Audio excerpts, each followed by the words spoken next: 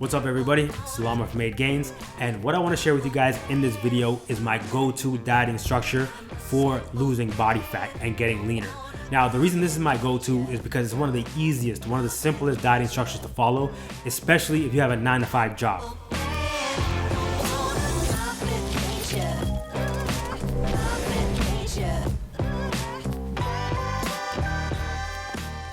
Now to be clear, this is not intermittent fasting. We're not concerned about our insulin levels and only consuming 0-calorie coffee or water in the morning. It's nothing like that. It's not ketogenic dieting. It's not zero carb dieting. We're not tracking macros either, right? We're not tracking macros and pulling out our phone every time you want to eat to sort of track what we're eating. It's none of that. It's simply a structure and some guidelines for you to follow and to see how much progress you can make while keeping things simple. So to give credit where credit is due, I actually got this dieting structure from Alberto Nunez, and he was my coach at the time, and he's a professional natural bodybuilder and really one of the best coaches in the industry, especially when it comes to dealing with other bodybuilders and physique competitors. But keep in mind that this structure works at all levels. For example, my guy Chris, who's a father and a mechanic, he lost almost 30 pounds in only 3 months of following the structure alone. The last benefit that I'm going to mention before we jump into the actual diet is that this forces you to consume a lot more fruits and vegetables. Not only are you going to feel better, you're going to look better, and you're also going to be healthier. So the first thing we're going to discuss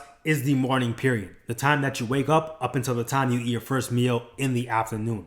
Now in this period, the only thing you're going to be consuming is fruits and low-calorie liquids, things like water, tea, and coffee. Now the difference between this and intermittent fasting is that I'm actually encouraging you to eat fruits, right? Even if you wake up first thing in the morning, so you take a shower, you get dressed, and you head out to work, right away you can eat an apple if you want. In the mid-morning, if you want to eat a pear, eat a pear. If you want to eat an orange, eat an orange. There's no limitations. There's no rules. You're not keeping a strict fast in this period.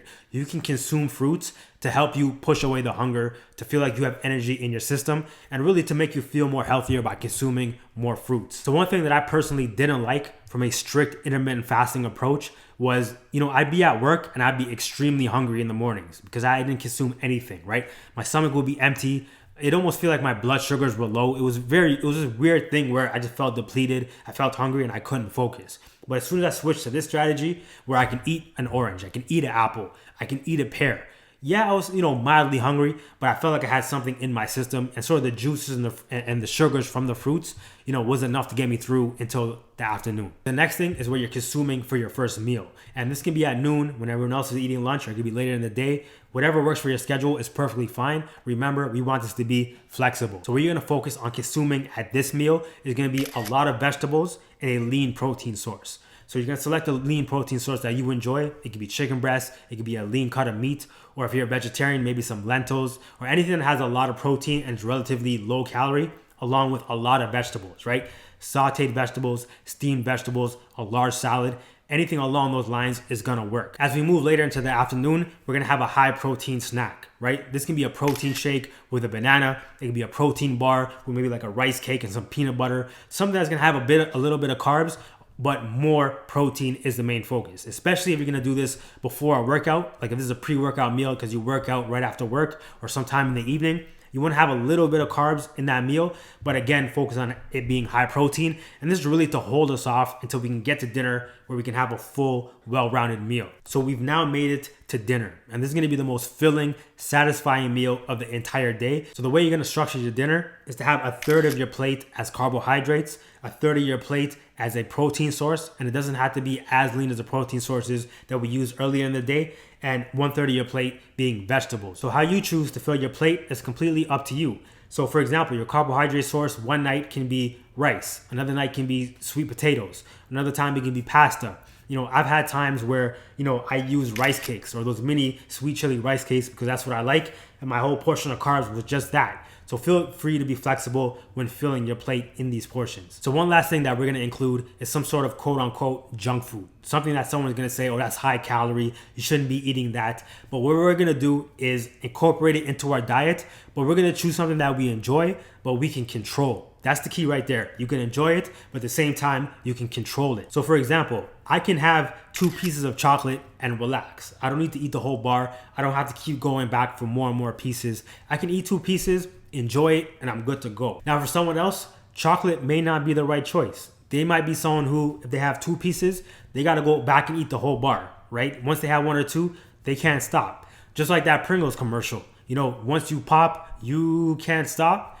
That's sort of the marketing that these guys hit us with, and that's how we've been conditioned. So what we need to do is experiment and find the things that we can enjoy in small portions. And once we have them, we're sort of satisfied and we can stop. So this is the baseline structure that I like to put in place to start with, right? If the person is losing weight and getting leaner and seeing progress, then we're gonna stick with the structure until they hit their goal.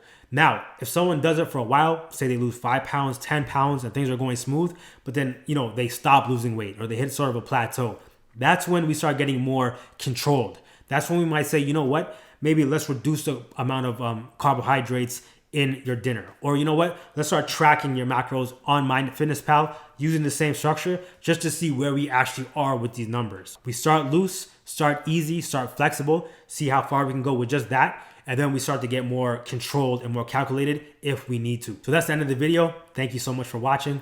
I really hope this dieting structure is something you can use during times where, being too meticulous and too restrictive may not be an option for you, and something that works around your busy schedule. But also remember, that's just one of the many strategies that we have at MadeGains Coaching. So if you need help with your diet or your nutrition setup or your weight training programming, and you really want to take your weight loss or your muscle and strength gains to the next level, then hit the link in the description below and apply for MadeGains Coaching. And if you're a right fit for the program and we have space on our roster, I'll be more than happy to work with you. So once again, thank you so much for watching, and I'll see you guys next time.